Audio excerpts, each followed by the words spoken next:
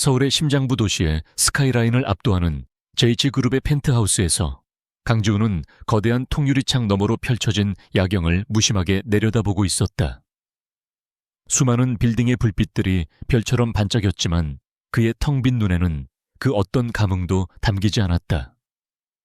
최고급 이탈리아산 대리석 바닥 유명 디자이너의 미니멀한 가구 벽에 걸린 수억 원을 호가하는 현대 미술 작품까지, 이 모든 것은 완벽한 부와 성공의 상징이었지만 그에게는 차가운 공허함만을 안겨줄 뿐이었다. 그는 최고급 가죽 소파에 기대 앉아 손에 든 샴페인 잔을 천천히 흔들었다.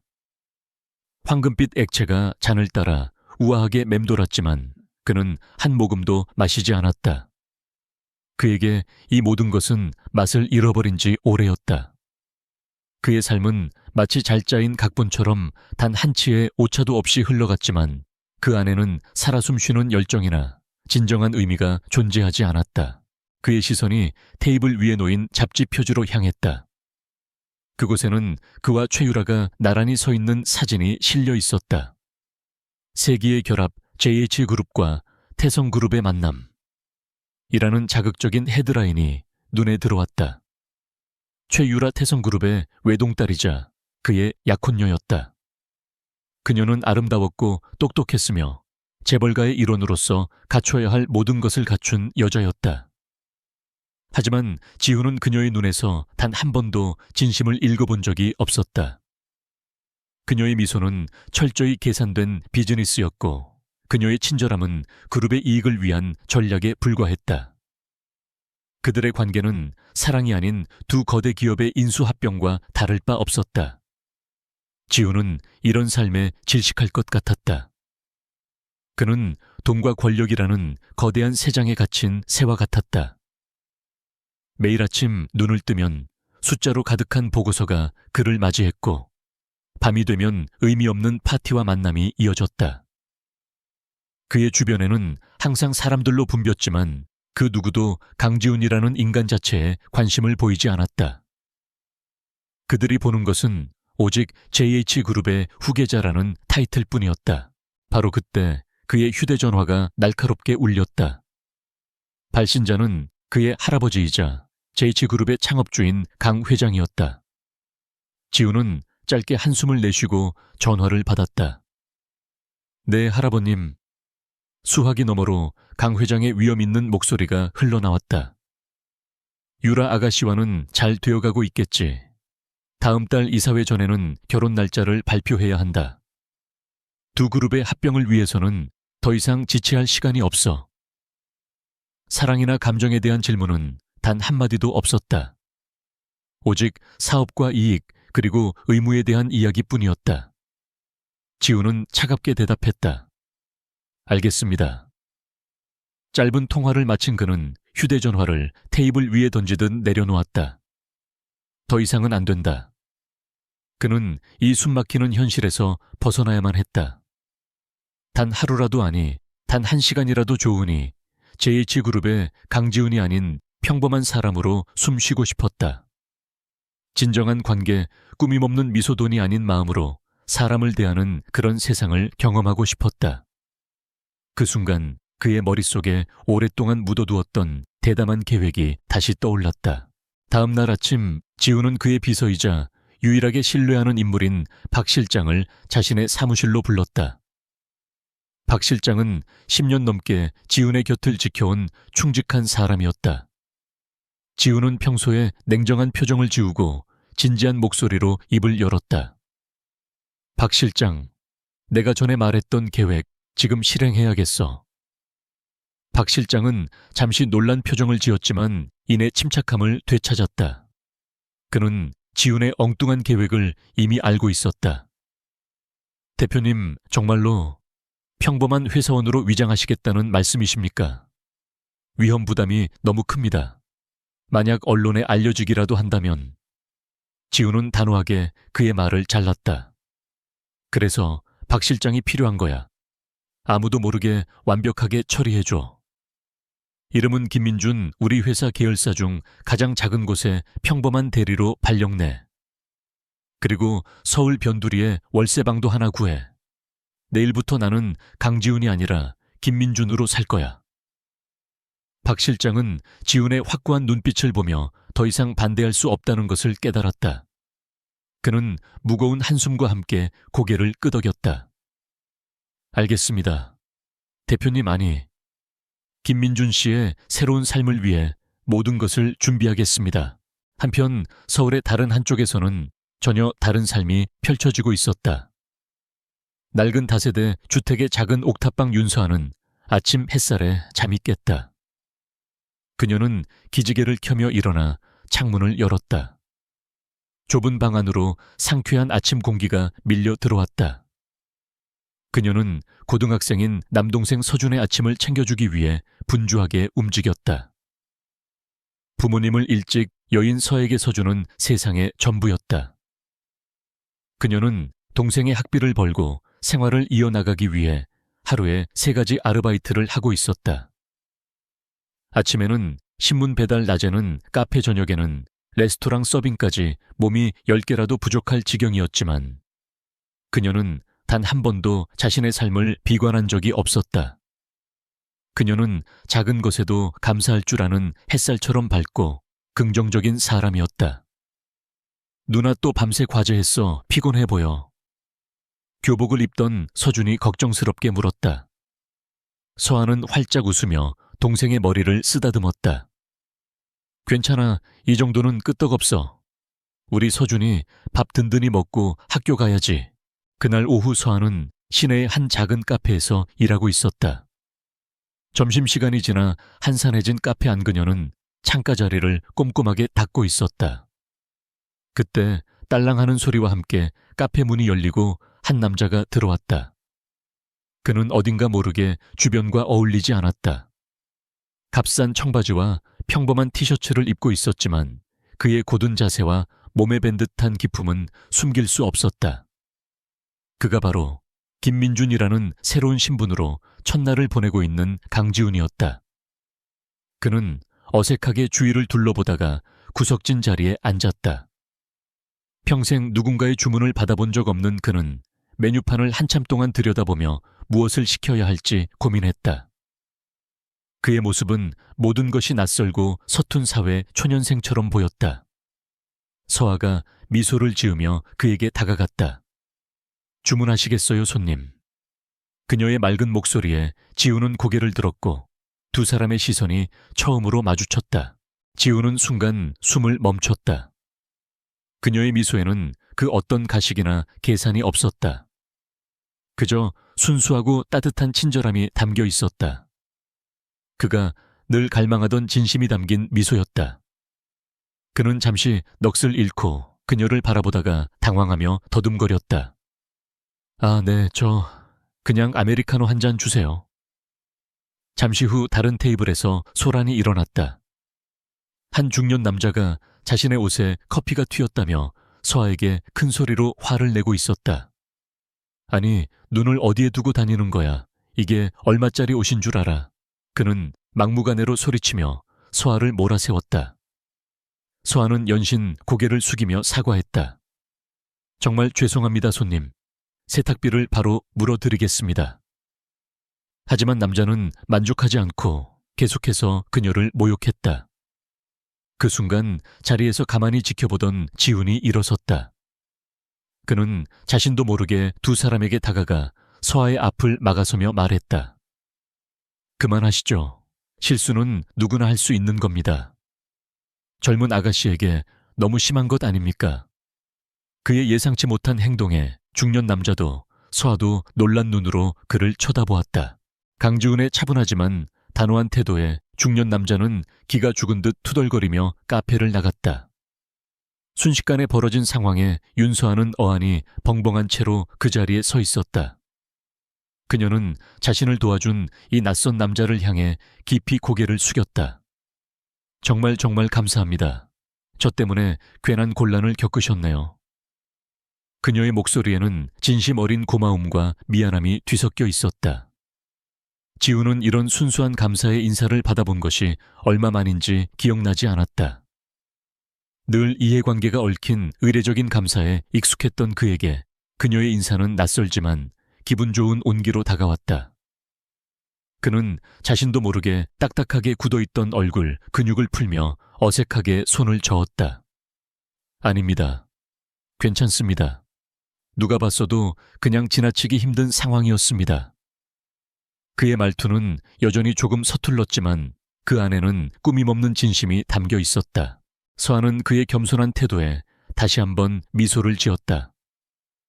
비록 옷차림은 평범했지만 그에게서는 함부로 대할 수 없는 올곧은 분위기가 느껴졌다. 그녀는 잠시 머뭇거리다가 말했다. 그래도 정말 감사해요.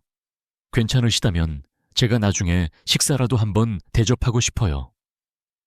그것은 그녀가 할 수 있는 최선의 보답이었다. 그녀의 제안에 지훈의 심장이 순간적으로 가볍게 뛰었다. 이것이 기회일지도 모른다. 그는 충동적으로 거의 본능적으로 그녀의 말을 받았다. 식사 좋습니다. 그럼 오늘 저녁은 어떻습니까? 일이 끝나고 시간이 괜찮다면요. 말을 내뱉고 나서야 그는 자신이 너무 성급했다는 생각에 얼굴이 살짝 붉어졌다. 평생 누군가에게 데이트 신청을 해본 적 없는 그로서는 최선의 용기였다. 서한은 그의 갑작스러운 제안에 눈을 동그랗게 떴지만 그의 살짝 긴장한 듯한 모습이 오히려 순수하게 느껴져 싫지 않았다. 그녀는 잠시 생각하다가 환하게 웃으며 고개를 끄덕였다. 네, 좋아요. 저는 8시에 일이 끝나요. 그렇게 두 사람은 어색하지만 설레는 분위기 속에서 연락처를 교환했다. 약속 시간이 다가오자 강지훈은 박 실장이 마련해준 작은 월세방 옷장 앞에서 심각한 고민에 빠졌다. 옷장 안에는 그가 평생 입어본 적 없는 브랜드의 옷들이 걸려 있었다. 수백만 원짜리 맞춤 정장과 명품 시계에 익숙했던 그에게 기성복 셔츠와 면바지는 마치 다른 세계의 물건처럼 느껴졌다. 무엇을 입어야 김민준이라는 평범한 대리에게 어울릴지 도무지 감이 잡히지 않았다. 결국 그는 다급하게 박 실장에게 전화를 걸었다. 박 실장, 지금 당장 내게 어울릴 만한 옷 사진을 몇 장 보내주게. 조건은 평범하지만 너무 없어 보이지 않을 것. 그리고 데이트에 어울릴 만한 옷으로. 수학이 넘어 박 실장은 잠시 말을 잃었지만 이내 프로답게 몇 가지 스타일링을 조합하여 지훈에게 전송했다. 사진을 받아본 지훈은 거울 앞에서 한참을 씨름한 후에야 겨우 마음에 드는 옷을 고를 수 있었다. 한편 서한은 작은 옷장 앞에서 설레는 마음으로 옷을 고르고 있었다. 그녀에게는 비싼 옷은 없었지만 가장 아끼는 소박한 원피스를 꺼내 입고 거울 앞에서 몇 번이고 몸을 돌려보았다. 그녀의 얼굴에는 진정한 기대감으로 가득한 미소가 피어올랐다. 두 사람이 만난 곳은 지훈의 세상과는 완전히 동떨어진 활기 넘치는 광장시장이었다. 수많은 인파와 좌판에서 피어오르는 맛있는 냄새 상인들의 우렁찬 목소리가 뒤섞여 시장 안은 생생한 에너지로 가득했다. 미슐랭 스타 레스토랑의 고요한 분위기에만 익숙했던 지훈에게 이곳은 일종의 문화 충격이었다. 그는 잠시 어리둥절한 표정으로 주위를 두리번거렸다. 그때 서아가 그의 팔을 가볍게 잡아끌며 웃었다. 민준 씨, 이쪽이에요. 제가 정말 맛있는 떡볶이 집을 알아요. 그녀를 따라 들어간 곳은 허름하지만 정겨운 분식집이었다. 지훈은 좁은 플라스틱 의자에 어색하게 앉았다. 곧이어 김이 모락모락 나는 떡볶이와 어묵이 나왔다. 서한은 익숙하게 음식을 먹으며 그에게 시장의 이곳저곳을 설명해 주었다. 처음에는 모든 것이 낯설었던 지훈도 그녀의 밝은 모습을 보며 자신도 모르게 긴장을 풀고 떡볶이를 한입 베어 물었다.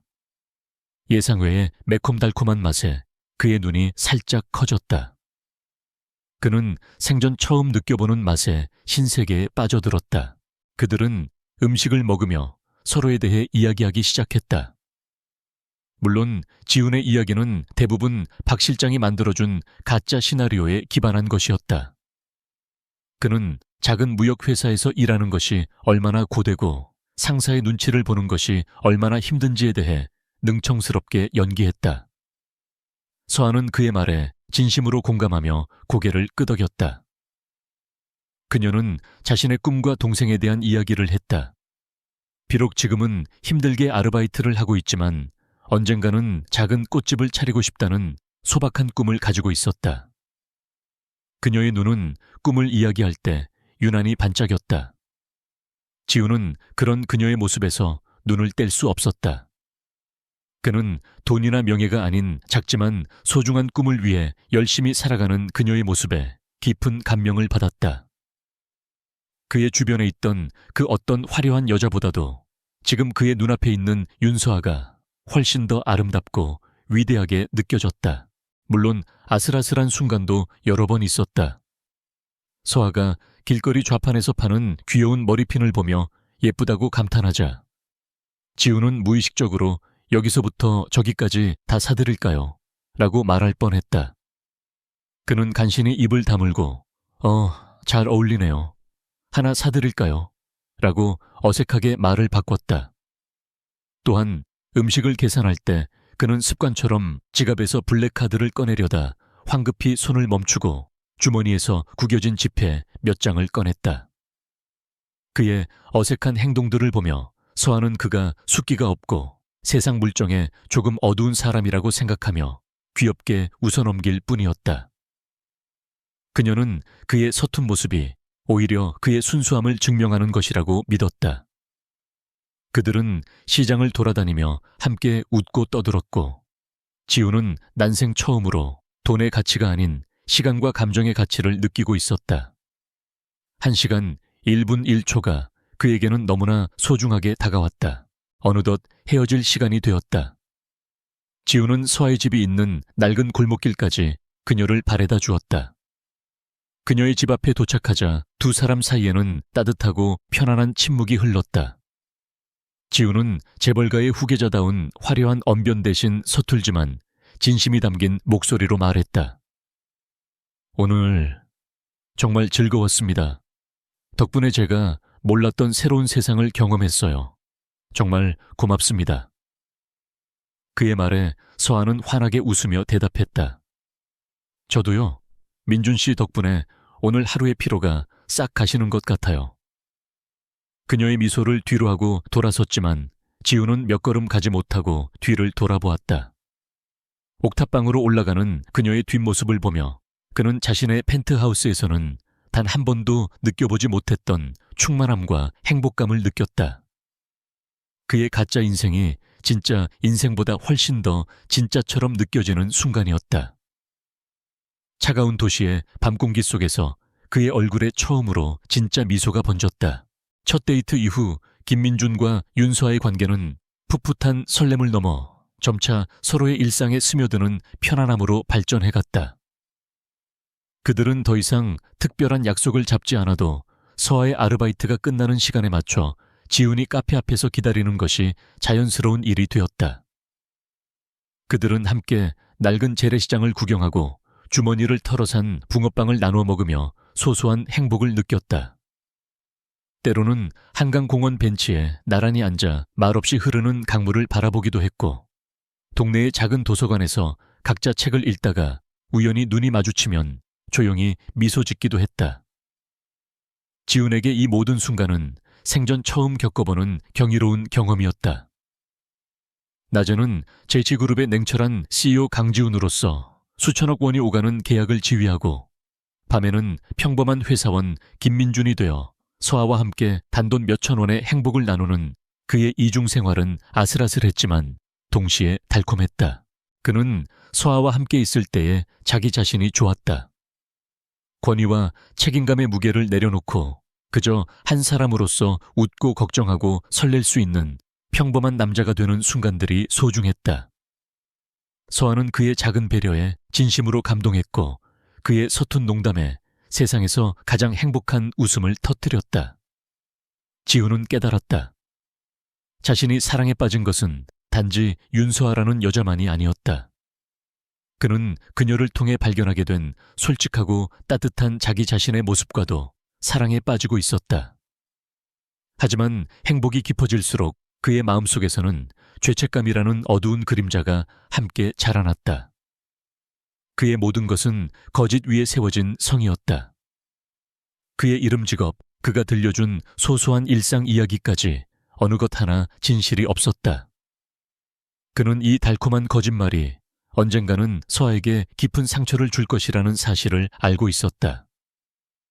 그 불안감은 서아가 순수한 얼굴로 정직함의 가치에 대해 이야기할 때마다 그의 심장을 날카롭게 찔렀다.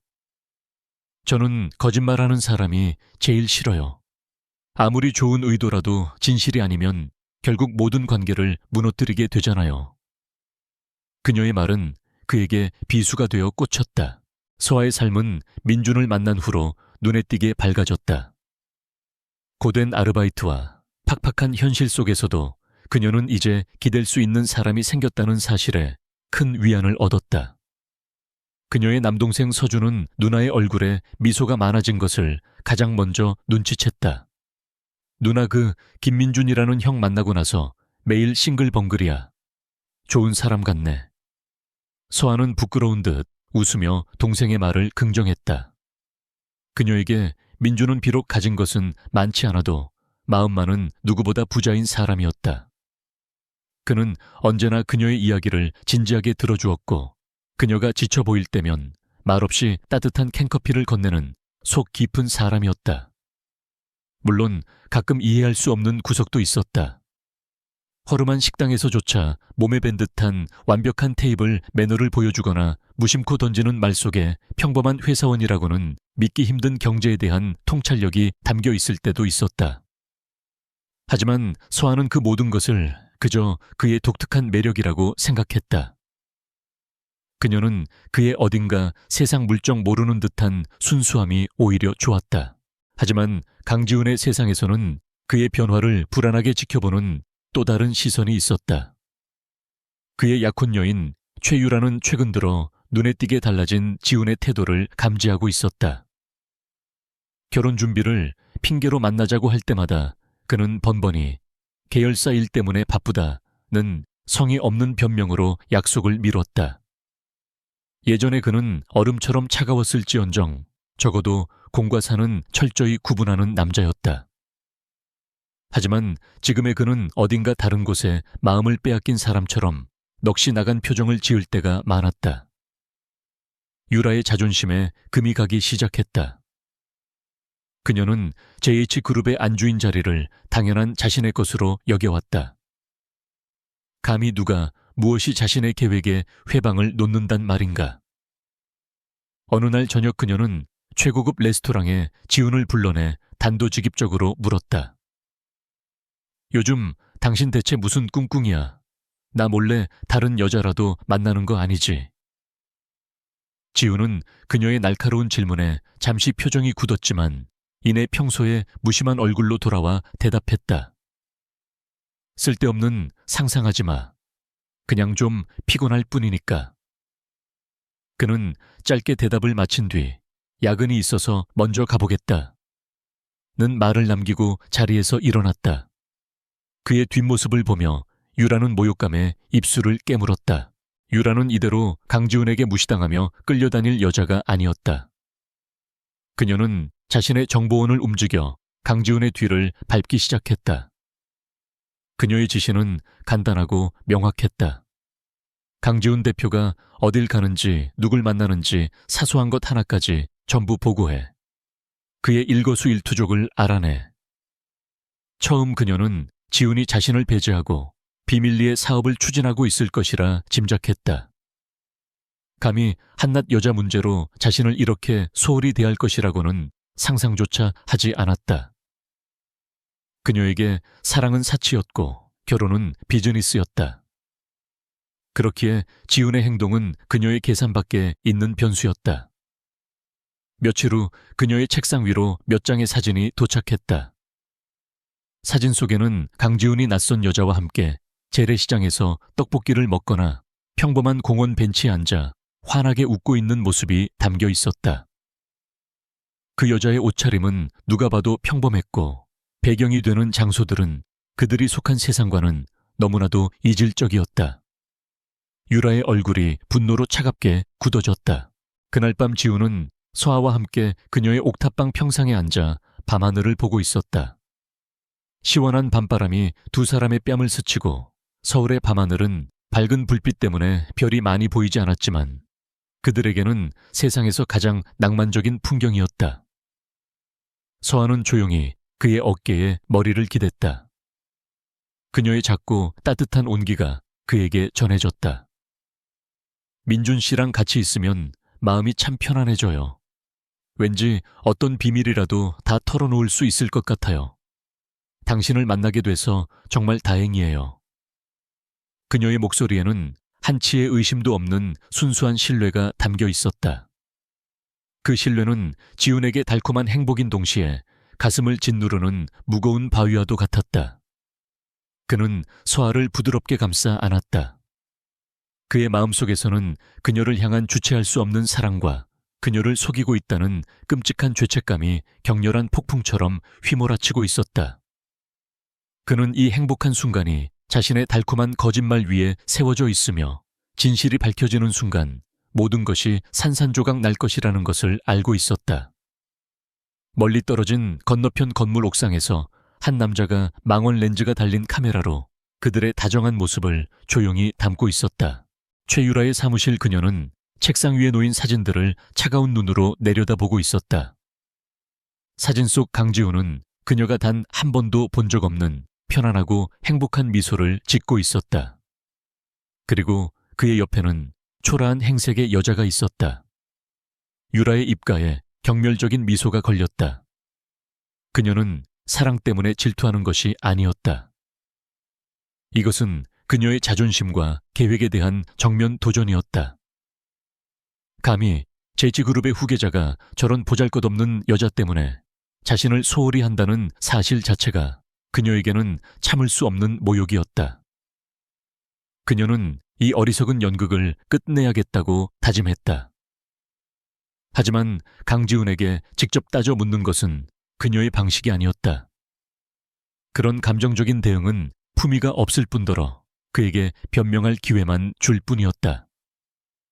그녀는 훨씬 더 우아하고 잔인한 방법을 원했다.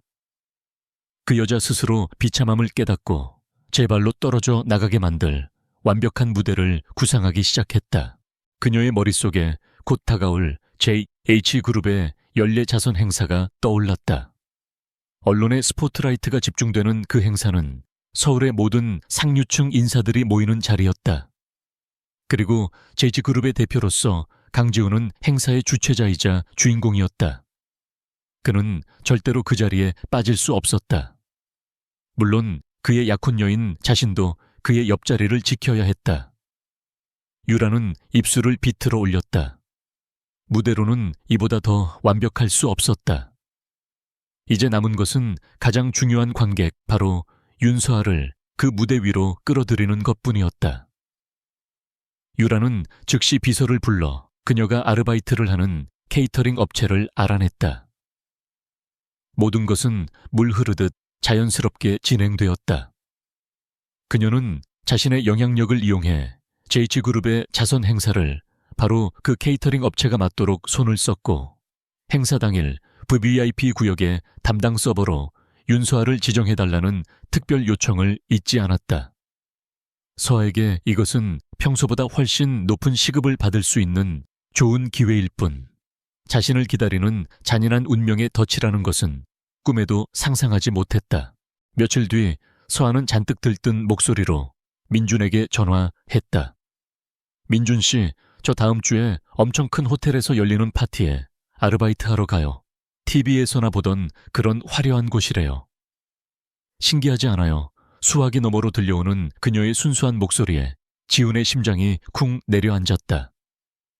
그는 그녀가 말하는 파티가 바로 자신이 주최해야 하는 자선 행사라는 것을 직감했다. 온몸의 피가 차갑게 식는 것 같았다. 그는 어떻게든 그녀를 말려야 했다. 하지만 섣불리 반대했다가는 의심을 살 수도 있었다. 그는 애써 태어난 목소리로 말했다. 그래요. 하지만 그런 큰 행사는 분명 힘들 텐데. 몸 상하지 않게 조심해야 해요. 굳이 그렇게까지 힘들게 일하지 않아도 되는데. 하지만 서한은 그의 걱정을 대수롭지 않게 넘겼다. 괜찮아요. 시급이 엄청 세서 하루만 일해도 동생 학원비에 보탤 수 있는걸요. 이런 기회 흔치 않아요. 그녀의 확고한 목소리에 지우는 더 이상 아무 말도 할 수 없었다. 그는 그저 끊어진 전화기를 든 채 다가올 운명의 밤을 예감하며 깊은 절망감에 휩싸였다. 지훈에게 그날 밤은 피하고 싶은 최악의 시나리오였다. 그는 JH그룹의 대표 강지훈으로서 약혼녀 최유라를 팔에 끼고 수많은 사람들 앞에서 완벽한 모습을 연기해야 했다. 동시에 같은 공간 어딘가에 있을 윤서아를 의식해야만 했다. 그의 이중 생활이 송두리째 무너질지도 모르는 위험한 밤이었다. 행사장으로 향하는 차 안에서 그는 초조하게 손톱을 물어뜯었다.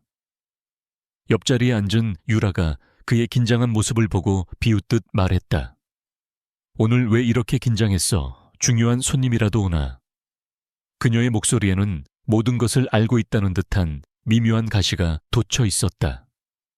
지우는 그녀의 의도를 눈치채지 못한 채 억지로 표정을 관리하며 짧게 대답했다. 신경 쓰지 마. 그는 자신의 불안감이 그저 기우이기를 넓은 행사장에서 서아와 마주치지 않기만을 간절히 바랄 뿐이었다.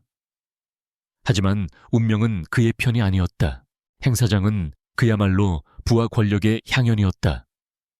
거대한 샹들리에가 눈부신 빛을 쏟아냈고 부드러운 클래식 선율이 흐르는 홀 안에는 대한민국을 움직이는 재벌 총수들과 유명 인사들이 가득했다. 서아는 깔끔한 검은색 서버 유니폼을 입고 쉴 새 없이 움직였다. 눈앞에 펼쳐진 화려한 광경에 잠시 압도되었지만 그녀는 곧 자신의 일에 집중했다. 그녀는 이곳의 화려한 손님들에게 그저 투명인간 같은 존재일 뿐이었다. 샴페인 잔을 든 은색 트레이를 들고 손님들 사이를 조심스럽게 오가며 그녀는 자신이 마치 다른 세상에 와 있는 것 같다고 생각했다. 이곳의 사람들은 어떤 고민을 하며 살아갈까? 민준 씨도 언젠가 이런 멋진 곳에 와볼 수 있을까 하는 엉뚱한 상상을 하기도 했다. 그녀는 아직 알지 못했다. 자신이 짝사랑하는 그 소박한 남자가 바로 이 화려한 세계의 중심에 서 있는 왕이라는 사실을. 그날 저녁에 하이라이트 행사의 주최자인 강지훈 대표와 약혼녀 최유라가 무대 위로 올라섰다.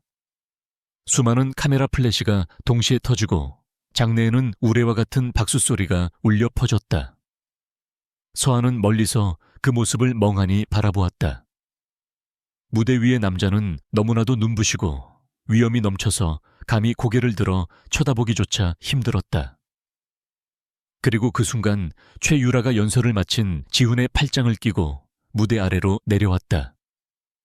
그녀는 마치 계획된 동선처럼 정확히 서아가 일하고 있는 VVIP 테이블 구역으로 그를 이끌었다. 그리고는 갑자기 발을 헛디딘 척하며 비틀거렸다. 어머, 그녀의 작은 비명에 주변의 시선이 쏠렸다. 지훈은 반사적으로 그녀의 허리를 감싸 안았다. 바로 그때 유라는 가장 가까이 있던 서버를 향해 손짓했다. 미안하지만 마실 것 좀 줄래요. 그녀의 지목을 받은 서버는 바로 윤서아였다. 서아는 당황하며 샴페인 트레이를 들고 그들에게 다가갔다. 그리고 고개를 드는 순간 그녀의 세상이 멈췄다. 그녀의 눈앞에 서 있는 남자는 매일 밤 자신을 집까지 바래다 주던 다정한 남자 김민준이었다. 하지만 지금 그는 눈부신 조명 아래 다른 여자를 품에 안은 채 JH그룹의 대표 강지훈이라는 이름으로 불리고 있었다. 서아의 손에 들린 트레이가 위태롭게 흔들렸다. 시간이 멈췄다. 윤서아의 세상에서 모든 소음이 사라지고 화려한 조명과 사람들의 형체는 흐릿한 잔상으로 번져나갔다. 그녀의 시야에는 오직 한 사람, 다른 여자를 품에 안고 서 있는 강지훈만이 선명하게 들어왔다. 그의 얼굴, 그가 입고 있는 최고급 맞춤 정장, 그의 손목에서 빛나는 시계, 그리고 그의 곁에 선 여자의 화려한 드레스까지. 모든 것이 낯설었지만 역설적이게도 그동안 이해할 수 없었던 모든 퍼즐 조각들이 이 순간 잔인할 정도로 완벽하게 맞춰졌다. 그의 어색하지만 몸에 밴 듯한 매너, 평범한 회사원이라기엔 너무나 깊었던 식견돈의 초연한 듯한 태도. 그것은 순수함이 아니라 모든 것을 가진 자의 여유였다. 서아의 머릿속이 하얗게 비어버렸고 심장은 바닥 없는 낭떠러지로 추락하는 듯했다. 그녀가 사랑했던 소박하고 다정한 남자 김민주는 처음부터 존재하지 않았다. 그녀는 거대한 연극 속에서 혼자만 진심이었던 바보 같은 관객에 불과했다. 강지훈 역시 그 자리에 얼어붙었다. 그가 가장 두려워하던 최악의 순간이 현실이 되어 눈앞에 펼쳐졌다. 서아의 동그랗게 커진 눈에 담긴 순수한 충격과 배신감은 수천 개의 날카로운 유리 조각이 되어 그의 심장에 박혔다. 그는 무슨 말이라도 해야 했지만 목구멍에서는 아무런 소리도 나오지 않았다. JH그룹의 대표라는 공적인 가면과 그녀를 사랑하는 남자라는 개인적인 진심 사이에서 그는 완전히 길을 잃었다. 그의 곁에 선 최유라는 이 모든 상황을 차가운 만족감으로 관망했다. 그녀는 보란듯이 지훈의 팔을 더욱 단단히 붙잡았다. 그것은 승자의 소유욕 넘치는 행동이었고 감히 자신의 것을 넘본 하찮은 존재를 향한 경멸의 표시였다. 그녀는 서아를 향해 동정심과 오만함이 뒤섞인 미묘한 미소를 지어 보였다. 쨍그랑 서아의 손에서 힘이 풀리면서 은색 트레이가 바닥으로 떨어졌다. 샴페인 잔들이 부서지는 날카로운 소리가 장내의 부드러운 음악을 뚫고 사람들의 이목을 집중시켰다. 그 소리에 서아는 겨우 현실로 돌아왔다. 그녀는 바닥에 흩어진 유리 조각과 쏟아진 샴페인을 무시한 채 오직 지훈만을 똑바로 응시했다. 그녀의 목소리는 미세하게 떨리고 있었지만 그 안에는 모든 것을 확인하고야 말겠다는 단호함이 서려 있었다.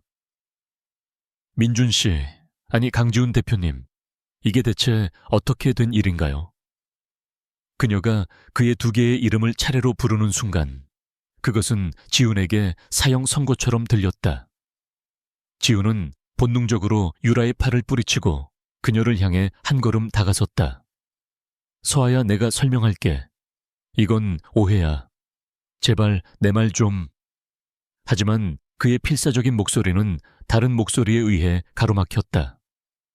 최유라가 우아하게 한 걸음 앞으로 나서며 두 사람 사이를 막아선 것이다.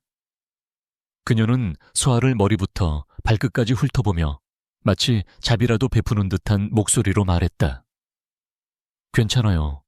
일하다 보면 그럴 수도 있죠. 하지만 여긴 그쪽 같은 사람이 있을 곳이 아니니 이만 나가서 쉬는 게 좋겠네요. 그렇죠. 유라의 말은 정중했지만 그 안에는 서아의 존재 자체를 부정하는 잔인한 칼날이 숨어 있었다. 그녀는 서아를 지훈과의 관계를 논할 가치조차 없는 그저 실수한 하찮은 서버로 취급하고 있었다. 하지만 서아는 더 이상 유라를 쳐다보지도 않았다. 그녀의 젖은 눈은 오직 지훈에게 고정되어 있었다. 이 모든 것이 끔찍한 악몽이라는 아주 작은 희망이라도 찾고 싶었다. 하지만 그의 창백하게 질린 당황한 얼굴은 그녀가 마주하고 싶지 않았던 진실을 명백하게 증명해주고 있었다. 그녀가 그에게 주었던 순수한 신뢰와 따뜻한 애정은 차가운 배신감과 참을 수 없는 모멸감으로 변했다. 그녀는 거대한 부자의 심심풀이 장난감이 된 기분이었다. 눈물이 뺨을 타고 흘러내렸다. 그녀는 거의 들리지 않을 만큼 작은 목소리로 하지만 그의 심장을 꿰뚫을 만큼 날카롭게 물었다. 당신에게 뭐였어요? 잠시 동안의 유희였나요? 재밌었어요. 제 가난한 삶을 구경하는 거 즐거우셨냐고요. 그녀의 질문은 지훈의 모든 변명을 무의미하게 만들었다. 그가 무슨 말을 할 수 있을까? 그가 어떤 해명을 한들 이 상황 자체가 그녀에게는 씻을 수 없는 상처가 될 터였다. 그가 입을 열기 전에 서아는 이미 돌아섰다. 그녀는 더 이상 아무것도 듣고 싶지 않았다. 그녀는 휘청거리는 걸음으로 자신을 신기한 듯 쳐다보는 화려한 사람들 사이를 미친 듯이 헤치며 달렸다. 그녀의 초라한 유니폼은 마치 이 세상에 속하지 않은 이물질처럼 보였다. 그녀는 그저 이 가식과 기만으로 가득 찬 공간에서 벗어나고 싶었다. 지훈이 반사적으로 그녀를 뒤쫓으려 했지만 유라가 그의 팔을 강하게 붙잡았다. 어딜 가려는 거야? 이 행사의 주인공이 사라지면 어떡해? 저런 애 하나 때문에 이 모든 걸 망칠 생각이야. 주변에서는 이미 수근거리는 소리가 들려왔고 기자들의 카메라가 그들을 향하고 있었다. 그는 덫에 걸린 짐승처럼 옴짝달싹할 수 없었다. 그는 그저 서아가 인파 속으로 사라지는 모습을 무력하게 지켜볼 수밖에 없었다. 화려한 조명 아래 그는 세상의 모든 것을 가진 남자였지만 지금 이 순간 그는 자신이 가진 모든 것을 잃었다. 완벽한 CEO의 가면은 다시 그의 얼굴 위로 돌아왔지만 그의 눈동자는 깊은 절망으로 공허하게 빛나고 있었다. 자선 행사는 재앙으로 끝났다. 강지훈은 공식적인 행사가 최소한으로 마무리되자마자 곁에 있던 최유라의 팔을 거칠게 뿌리치고 뛰쳐나갔다. 그의 머릿속은 오직 윤서아를 찾아야 한다는 생각뿐이었다. 그는 밤의 차가운 공기를 가르며 차를 몰아 그녀의 옥탑방으로 향했다. 하지만 그를 맞이한 것은 불 꺼진 창문과 굳게 닫힌 문뿐이었다. 그는 미친 듯이 그녀에게 전화를 걸었지만 수화기 너머에서는 전원이 꺼져 있다는 차가운 기계음만 반복될 뿐이었다. 수십 통의 절박한 메시지를 보냈지만 답장은 없었다. 그는 값비싼 턱시도 차림 그대로 그녀의 낡은 집 앞 계단에 주저앉아 밤을 꼬박 새웠다. 동이 트고 도시가 다시 소란스러워질 때까지 그녀는 돌아오지 않았다. 그는 자신의 거짓말이 쌓아 올린 성벽이 얼마나 높고 단단한지, 그리고 그 성벽이 이제 자신과 그녀를 어떻게 갈라놓았는지를 뼈저리게 실감했다. 서아는 그날 밤 집으로 돌아가지 않았다. 그녀는 정처 없이 밤거리를 헤매다 24시간 찜질방 구석에 몸을 웅크렸다. 시끄러운 사람들 속에서 그녀는 홀로 투명인간이 된 기분이었다. 연회장에서의 굴욕적인 순간과 김민준이라고 믿었던 남자의 차가운 다른 모습이 끊임없이 머릿속에서 재생되었다. 행복했던 모든 기억은 이제 날카로운 파편이 되어 그녀의 심장을 헤집었다. 그녀는 자신이 얼마나 어리석었는지 그의 몇 마디 다정한 말과 서툰 친절에 모든 것을 믿어버렸던 자신이 얼마나 한심했는지 자책했다. 그녀는 흐르는 눈물을 닦으며 휴대폰을 열어 그의 번호를 지우고 함께 찍었던 단 한 장의 사진과 모든 메시지를 삭제했다. 다음 날 그녀는 카페와 케이터링 업체에 전화를 걸어 일을 그만두겠다고 통보했다. 다시는 그와 그리고 그의 세상과 얽히고 싶지 않았다. 그녀는 자신의 심장 주위에 누구도 넘볼 수 없는 견고한 성벽을 쌓기 시작했다. 며칠이 지나도록 서아에게서 아무런 연락이 없자 지우는 점차 피폐해져 갔다. 그는 회사 일도 손에 잡히지 않아 중요한 회의에서 넋을 놓기 일쑤였다. 그의 이런 모습에 강 회장은 분노했고 최유라는 보란듯이 만족스러운 미소를 지었다. 그는 다시 한번 용기를 내어 그녀의 집을 찾아갔지만 문을 열어준 것은 적대감 가득한 눈빛의 동생 서준이었다. 누나는 당신 만나고 싶지 않대요. 다시는 찾아오지 마세요. 쾅 닫히는 문 앞에서 지우는 무력하게 서 있었다. 그는 이 순간 깨달았다. 돈으로 해결하려는 값싼 동정이나 권력을 이용한 거창한 제스처는 그녀에게 더 큰 상처만 줄 뿐이라는 것을. 그녀가 사랑했던 사람은 JH그룹의 대표 강지훈이 아니라 가난하지만 진심으로 자신을 아껴주었던 회사원 김민준이었다. 그녀의 마음을 되돌리기 위해서는 바로 그 김민준이 자신의 진짜 모습이라는 것을 증명해야만 했다. 말뿐인 사과가 아니라 행동으로 보여주어야 했다. 그는 더 이상 그녀의 앞에 직접 나타나지 않았다. 대신 그는 그림자 속에서 그녀의 수호천사가 되기로 결심했다. 그는 박 실장을 통해 그녀의 삶을 짓누르고 있는 가장 큰 어려움들이 무엇인지 조용히 파악하기 시작했다. 박 실장의 보고는 몇 가지 절망적인 현실을 담고 있었다. 첫째, 그녀의 동생 서준은 뛰어난 미술적 재능을 가졌음에도 비싼 학원비 때문에 꿈을 포기할 위기에 처해 있었다. 둘째, 그들이 사는 옥탑방은 비가 새고 낡은 보일러 때문에 다가올 겨울을 나기가 막막했다. 마지막으로 돌아가신 부모님이 남긴 오래된 빚이 사채업자의 압박으로 그녀를 괴롭히고 있었다. 지우는 이 문제들을 해결해 주기로 마음먹었다. 하지만 절대로 자신의 존재를 드러내지 않으면서 그녀의 자존심을 지켜주는 방식으로 해야만 했다.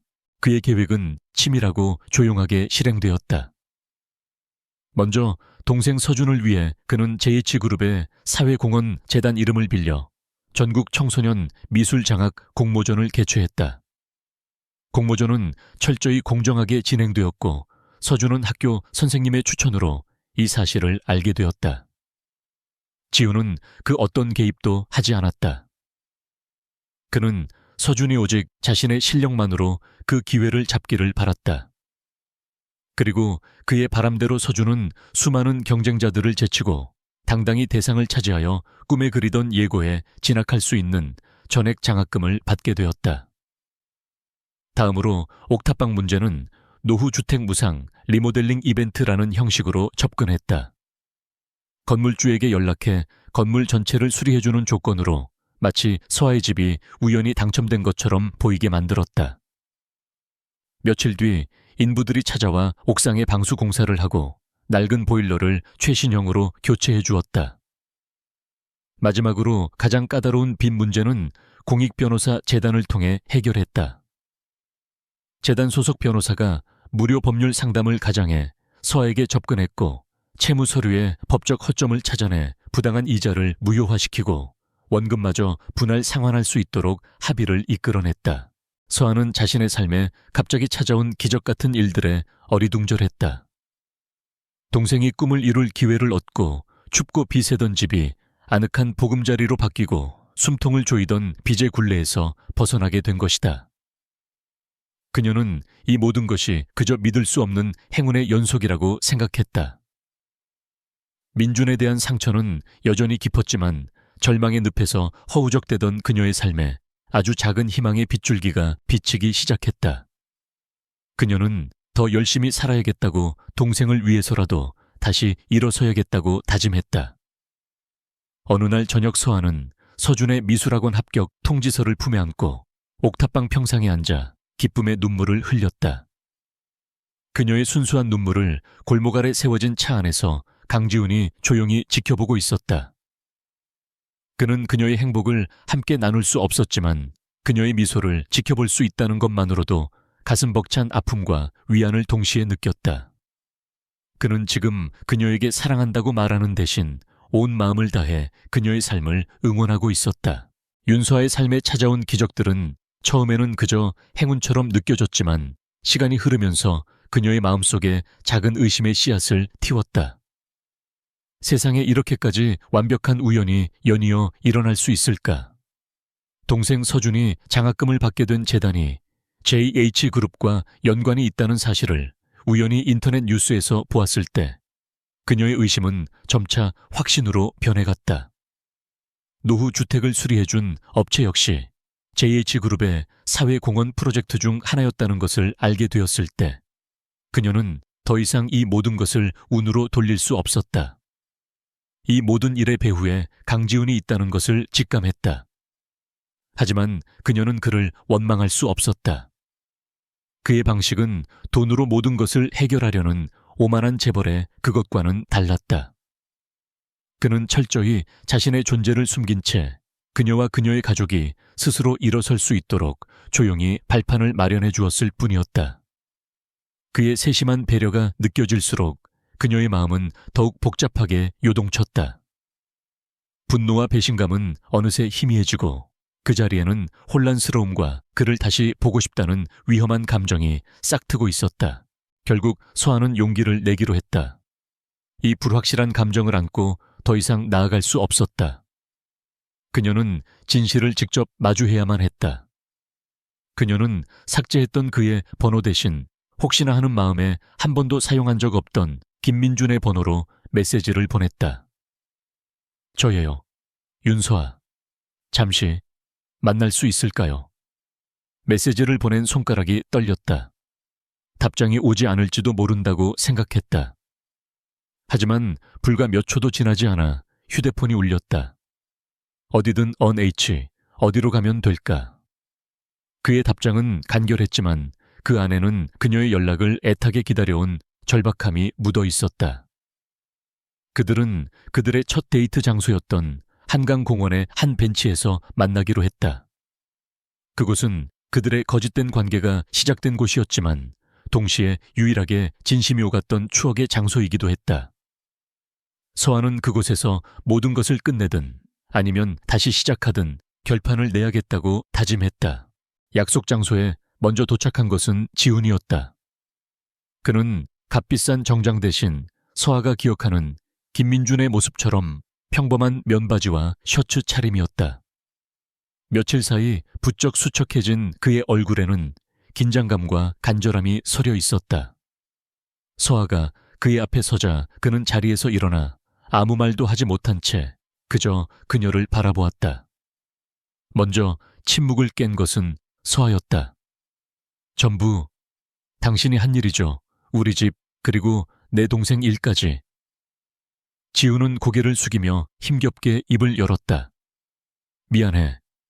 변명도 해명도 아니었다. 그는 그저 모든 것을 인정했다. 너를 속일 생각은 아니었어. 단지 나를 둘러싼 모든 것으로부터 잠시 벗어나고 싶었을 뿐이야. 그러다 너를 만났고 너와 함께 있는 시간이 내 진짜 삶처럼 느껴졌어. 너를 잃고 싶지 않아서 진실을 말할 용기가 없었어. 내가 한 모든 일들은 너에게 용서받기 위해서가 아니야.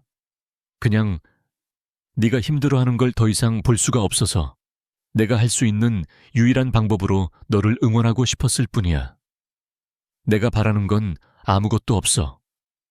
그저 네가 행복하기만 하다면. 그의 목소리는 후회와 진심으로 떨리고 있었다. 서아가 무언가 대답을 하려던 바로 그 순간 지훈의 휴대폰이 미친 듯이 울리기 시작했다.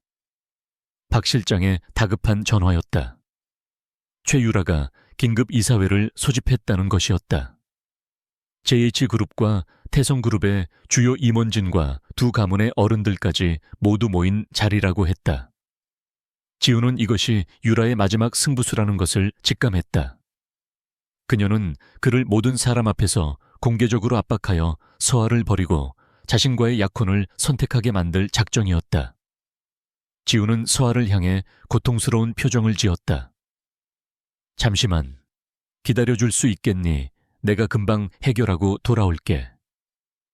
그는 그녀의 대답을 듣지도 않은 채 결심을 굳힌 얼굴로 차를 몰아 JH그룹 본사로 향했다. 서아는 그의 갑작스러운 행동에 당황했지만 자신도 모르게 택시를 잡아 그의 뒤를 따랐다. 그녀는 이 모든 일의 끝을 자신의 눈으로 직접 확인해야만 했다.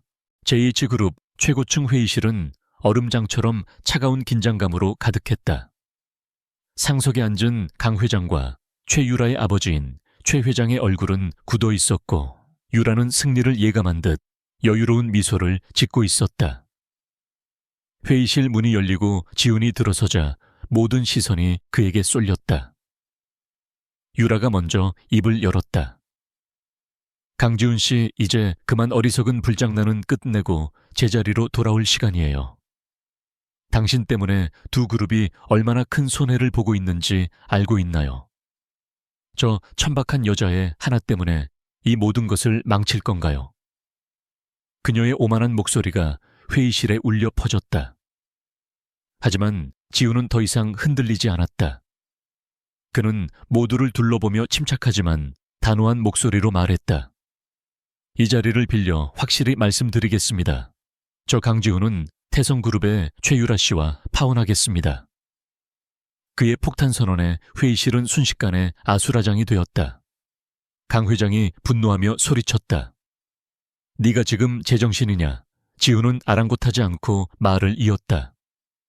이 결혼은 처음부터 사업을 위한 정략 결혼이었을 뿐 그 이상도 이하도 아니었습니다. 그리고 저는 더 이상 제 마음을 속이고 싶지 않습니다. 제가 사랑하는 사람은 따로 있습니다. 그는 품에서 사직서를 꺼내 테이블 위에 올려놓았다. 만약 제 결정이 그룹에 해가 된다면 저는 JH그룹 대표이사직에서 물러나겠습니다. 제 모든 것을 포기하더라도 그 사람을 포기할 수는 없습니다. 그의 말은 모두에게 엄청난 충격을 안겨주었다. 그가 가진 모든 것 태어나면서부터 주어진 부와 명예, 그리고 미래까지 전부 내던진 것이다. 회의실 문틈으로 이 모든 광경을 지켜보고 있던 서아의 눈에서 눈물이 흘러내렸다.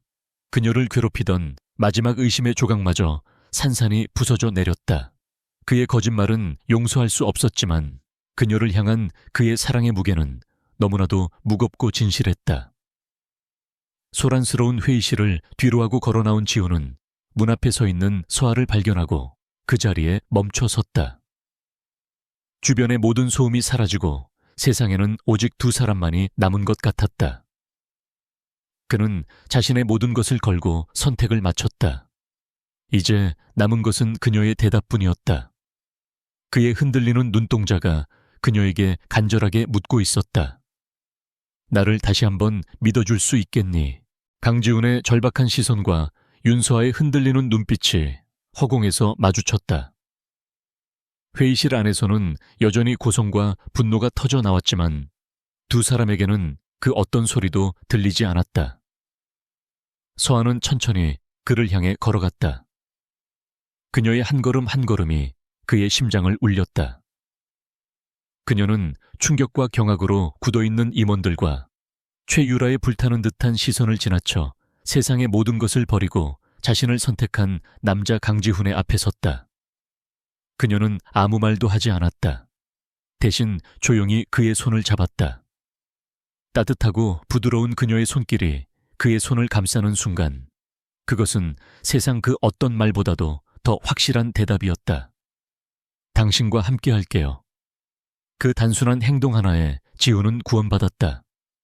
그는 그녀의 손을 마주 잡았고 두 사람은 더 이상 뒤를 돌아보지 않고 함께 그 혼돈의 공간을 빠져나왔다.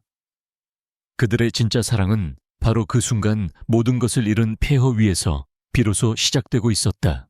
예상대로 후폭풍은 거셌다. JH그룹 후계자의 파혼과 사임 소식은 재계 전체를 뒤흔드는 메가톤급 스캔들이 되었다. 언론은 연일 자극적인 기사를 쏟아냈고 강지훈은 순식간에 가문의 명예에 먹칠을 한 배신자로 낙인 찍혔다. 격노한 강 회장은 그의 모든 재산을 동결하고 그를 집안에서 내쫓았다. 모욕감을 느낀 최유라와 태성그룹은 JH그룹을 상대로 적대적인 공격을 시작했다. 하루아침에 강지훈은 왕자의 자리에서 끌어내려져 모든 것을 잃은 평범한 남자가 되었다. 하지만 그의 곁에는 서아가 있었다. 그녀는 더 이상 연약한 아르바이트생이 아니었다. 그녀는 그의 곁을 지키는 든든한 파트너였다. 지훈이 화려한 펜트하우스를 떠나 낡고 작은 오피스텔로 이사하는 날, 그녀는 그의 곁에서 함께 짐을 풀고 청소를 했다. 그녀는 그의 좌절과 고통을 말없이 보듬어 주었고 그는 그녀의 존재만으로 다시 일어설 힘을 얻었다. 그들은 함께 새로운 삶을 꾸려나가기 시작했다. 지훈은 더 이상 거대 그룹의 CEO는 아니었지만 그의 명석한 두뇌와 날카로운 사업 감각은 사라지지 않았다. 그는 자신의 지식과 경험을 바탕으로 작은 경영 컨설팅 회사를 차렸다. 처음에는 아무도 몰락한 왕자를 거들떠보지 않았지만 그는 밤낮을 가리지 않고 일하며 실력으로 자신을 증명해냈다. 서아는 그의 곁에서 묵묵히 그를 도왔다. 그녀는 작은 사무실의 살림을 도맡았고 그가 지쳐 쓰러질 때면 따뜻한 집밥을 차려주며 그의 유일한 안식처가 되어 주었다. 그들은 함께 마트에서 장을 보고 서툰 솜씨로 요리를 하고 월세와 공과금을 걱정하는 평범한 연인이 되었다. 비록 가진 것은 초라했지만 그들의 작은 오피스텔은 세상에서 가장 따뜻하고 행복한 웃음소리로 가득 찼다. 지우는 깨달았다. 진정한 행복은 얼마나 많이 가졌는지가 아니라 누구와 함께하느냐에 달려있다는 것을. 물론 시련이 끝난 것은 아니었다. 패배를 인정할 수 없었던 최유라는 비열한 방법으로 지훈의 작은 회사를 방해하기 시작했다. 그녀는 그가 어렵게 따낸 계약을 중간에서 가로채거나 그의 사업에 대한 악의적인 소문을 퍼뜨렸다. 하지만 지금의 지훈은 예전처럼 혼자가 아니었다. 그는 서아와 함께 머리를 맞대고 위기를 헤쳐나갔다. 그의 전략적인 사고와 그녀의 따뜻한 공감 능력이 더해지자 그들은 어떤 어려움도 극복할 수 있는 최고의 팀이 되었다. 한편 강 회장은 멀리서 손자의 모습을 조용히 지켜보고 있었다. 그는 모든 것을 잃고도 좌절하지 않고 오히려 자신의 힘으로 당당히 일어서는 손자의 모습에서 과거 자신의 젊은 시절을 보았다. 그리고 그의 곁을 지키는 서아라는 아이가 단순한 신분 상승을 노리는 여자가 아니라 진심으로 손자를 아끼고 사랑한다는 것을 깨닫게 되었다. 어느 날 저녁 강 회장은 예고 없이 지훈의 작은 오피스텔을 찾아왔다. 그는 아무 말 없이 서아가 차려준 소박한 저녁을 함께 먹었다. 그것은 화해의 시작이었다. 1년 후 서울의 한강변. 지훈의 작은 회사는 업계에서 실력을 인정받는 강소기업으로 성장해 있었다. 그와 서아는 여전히 소박하지만 안정된 삶을 살고 있었다. 그날은 그들이 처음으로 어색한 데이트를 했던 날과 비슷한 기분 좋은 저녁이었다. 지훈은 서아의 손을 잡고 강변을 걷다가 그녀를 처음 만났던 그 벤치 앞에 멈춰 섰다. 그는 주머니에서 작은 상자를 꺼냈다. 그 안에는 수십억 원짜리 다이아몬드 반지가 아닌 그녀가 좋아하는 작은 들꽃 모양의 소박한 반지가 들어있었다. 서아야, 나는 너에게 세상을 다 주겠다고 약속할 수는 없어. 대신 내 세상의 전부가 너라고 약속할게. 더 이상 거짓말도 숨기는 것도 없이 평생 너의 곁에서 너의 가장 진실한 파트너가 되고 싶어. 나와 결혼해줄래? 그의 진심 어린 고백에 서아의 눈에 기쁨의 눈물이 고였다. 그녀는 세상에서 가장 행복한 미소로 고개를 끄덕였다. 그들의 진짜 사랑은 화려한 가면이 벗겨진 순간 비로소 영원히 시작되고 있었다.